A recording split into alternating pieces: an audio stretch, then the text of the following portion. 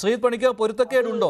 LDFും UDFും ഇതിൽ ഒരേ നിലപാട് തന്നെയാണ് കേട്ടോ. പക്ഷേ LDFിന്റെ പ്രശ്നം എന്ന് പറയുന്നത് ജമാഅത്തെ ഇസ്ലാമി ഇത്തവണ LDFിന് വോട്ട് ചെയ്യാൻ തീരുമാനിച്ചിട്ടില്ല, അതുകൊണ്ട് അവർ വർഗീയവാദികളായി എന്നതേ ഉള്ളൂ.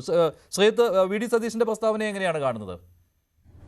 ശ്രീ മഞ്ജുഷ്, താങ്കൾ പറഞ്ഞത് പൂർണ്ണമായിട്ടും ശരിയാണ്. കാരണം LDF ദീർഘകാലം ജമാഅത്തെ ഇസ്ലാമിയുടെ പിന്തുണ വാങ്ങിയിരുന്നു. കഴിഞ്ഞ ലോക്സഭാ തെരഞ്ഞെടുപ്പിൽ എനിക്ക് തോന്നുന്നത് രാജസ്ഥാനിലോ മറ്റോ ഒരു സീറ്റിലും, തമിഴ്നാട്ടിലെ മധുര ഉൾപ്പെടെയുള്ള, ഡിണ്ടുഗൽ ഉൾപ്പെടെയുള്ള സ്ഥലങ്ങളിലുമൊക്കെ തന്നെ ജമാഅത്തെ ഇസ്ലാമിയുടെ പിന്തുണ അവർ സ്വീകരിച്ചിരുന്നു.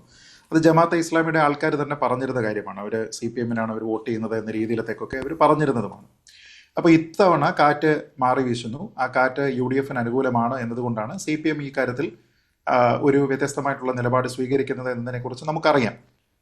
ഇവിടെ ശ്രീ VD സതീശന്റെ പ്രസ്താവനയെക്കുറിച്ച് ചോദിക്കുമ്പോൾ അദ്ദേഹം ഇവിടെ ന്യായീകരിക്കുന്നതിന് വേണ്ടിയിട്ട് പറയുന്നത്, കേരളത്തിലെ അമീർ പറഞ്ഞു കഴിഞ്ഞാൽ ജമാഅത്തെ ഇസ്ലാമിയുടെ സംഘടനയുടെ അടിസ്ഥാനപരമായിട്ടുള്ള സ്വഭാവം മാറും എന്ന നിലയ്ക്കാണ്. അതായത് ജമാഅത്തെ ഇസ്ലാമി എന്നത് മുൻ വർഷങ്ങളിലെല്ലാം തന്നെ ഒരു മതരാഷ്ട്ര സ്ഥാപനത്തിന് വേണ്ടി വാദിക്കുന്ന സംഘടനയാണ് എന്ന കാര്യത്തിൽ ശ്രീ VD സതീശന് എതിരഭിപ്രായമില്ല.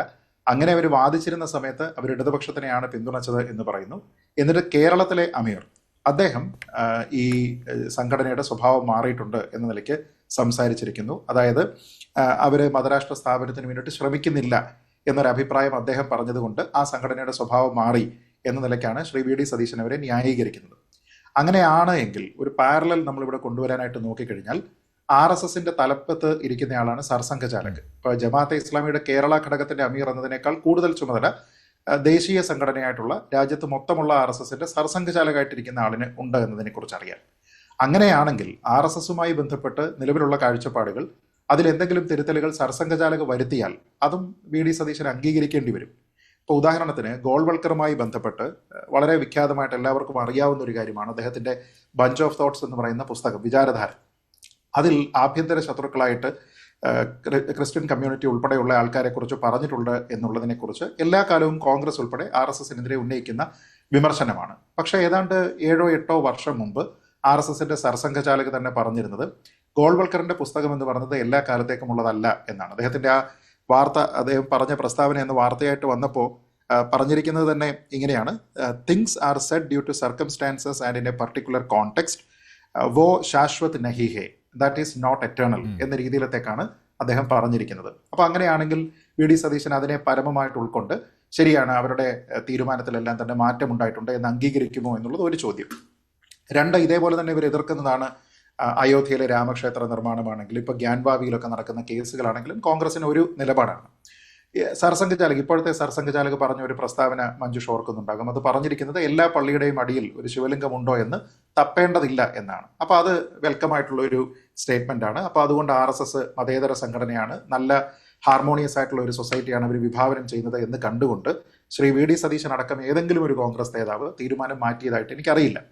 അപ്പോൾ ഇവിടെ അറിയേണ്ടത്, ശ്രീ സതീശൻ സത്യത്തിൽ വിശദീകരിക്കേണ്ടത്, മാധ്യമങ്ങൾ അദ്ദേഹത്തിനോട് ചോദിക്കേണ്ടത്, മതരാഷ്ട്ര സ്ഥാപനത്തിന്റെ ലക്ഷ്യമുള്ള ജമാഅത്തെ ഇസ്ലാമി ഈ അമീർ, കേരളത്തിലെ അമീർ പറഞ്ഞതിന് ശേഷം ഏതെങ്കിലും തരത്തിൽ അവരുടെ സംഘടനയുടെ അടിസ്ഥാനമായിട്ടുള്ള ഭരണഘടനയിൽ ഭേദഗതി വരുത്തിയിട്ടുണ്ടോ എന്നുള്ളതാണ്.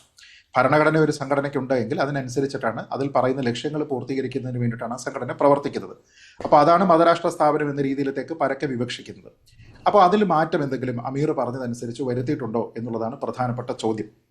അങ്ങനെ ഒരു മാറ്റവും അതിലുണ്ടായിട്ടില്ല എന്നുള്ളത് വളരെ പ്രധാനമാണ്. ഇന്ത്യയുടെ കോണ്ടെക്സ്റ്റിൽ നമ്മുടെ സർക്കാരുകൾ, നമ്മുടെ ഭരണഘടന, അത് ജമാഅത്തെ ഇസ്ലാമിയുടെ ഭരണഘടനയും അവരുടെ കാഴ്ചപ്പാടുമായിട്ട് ഒത്തുചേർന്ന് പോകുന്നതല്ല എന്നുള്ളത് അവരുടെ ഭരണഘടന തന്നെ പറയുന്നുണ്ട്. അപ്പോൾ അവരുടെ ഭരണഘടനയുടെ തന്നെ മലയാളം വേർഷൻ കിട്ടും, ഇംഗ്ലീഷ് വേർഷൻ കിട്ടും. അതിലെല്ലാം വ്യാഖ്യാനത്തോടു കൂടി ഉൾപ്പെട്ടതാണ് അവരുടെ ഔദ്യോഗികമായിട്ടുള്ള ഭരണഘടനാ വേർഷൻസ്. അതിൽ ആർട്ടിക്കിൾ 9 ഉണ്ട്. ആർട്ടിക്കിൾ 9 പറയുന്നത് ഇങ്ങനെയാണ്: in case of being part of any ungodly governmental system, അതായത് ദൈവികമായിട്ടുള്ള, ദൈവദത്തമായിട്ടുള്ള ഒരു സർക്കാരിന്റെ ഭാഗമായിട്ട് പ്രവർത്തിക്കുന്നുണ്ട് എങ്കിൽ, or being instrumental in giving effect to its laws, അങ്ങനെയുള്ള ദൈവദത്തമായിട്ടുള്ള ഒരു സർക്കാരിന് വേണ്ടി അല്ലാതെ, അതായത് ദൈവദത്തമല്ലാത്ത ഒരു സർക്കാരിന് വേണ്ടി പ്രവർത്തിക്കുകയോ അതിനുവേണ്ടി നിയമങ്ങൾ ഉണ്ടാക്കുകയോ ചെയ്യണമെങ്കിൽ നിങ്ങൾ എന്ത് ചെയ്യണമെന്നാണ് പറയുന്നത്? Should readily part with that means of sustenance, അത് നിങ്ങൾ അപ്പം തന്നെ ഉപേക്ഷിക്കണം എന്നാണ് പറയുന്നത്. നമ്മുടെ രാജ്യത്തിന്റെ ഭരണഘടനയും നമ്മുടെ രാജ്യത്തിന്റെ ഭരണക്രമവും ഭരണകൂടം അത് ദൈവദത്തമല്ല. അപ്പോൾ അങ്ങനെയാണ് എങ്കിൽ ഇതിൽ പറയുന്നതനുസരിച്ച് ജമാഅത്തെ ഇസ്ലാമിയിൽ വിശ്വസിക്കുന്ന ഒരാളിന് ഇന്ത്യയുടെ ഭരണഘടനാദത്തമായിട്ടുള്ള ഒരു സർക്കാരിന്റെ ഭാഗമാകാനോ അതിന്റെ നിയമനിർമ്മാണത്തിന് വേണ്ടിയിട്ട് ശ്രമിക്കാനോ കഴിയില്ല. അത് എങ്ങനെ നമുക്ക് ശ്രീ സതീശനോ കോൺഗ്രസ്സുകാർക്കോ വളരെ സെക്യുലർ ആയിട്ടുള്ള ഒരു കാര്യമാണ് എന്ന രീതിയിലത്തേക്കും ഒരു മതേതരമായിട്ടുള്ള സമൂഹത്തിന് വേണ്ടിയിട്ടാണ് അവർ പ്രവർത്തിക്കുന്നത് എന്ന രീതിയിലത്തേക്കും വ്യാഖ്യാനിക്കാൻ കഴിയും എന്നുള്ളതാണ് ശ്രീകുമാറിലേക്ക് കൂടെ പോയിട്ട് വരാം, ബാക്കിയിലേക്ക് വരാം. ശ്രീ പണിക്കർ. കൂടുതൽ വാർത്തകൾക്ക് news 18 Keralam YouTube channel subscribe ചെയ്യുക.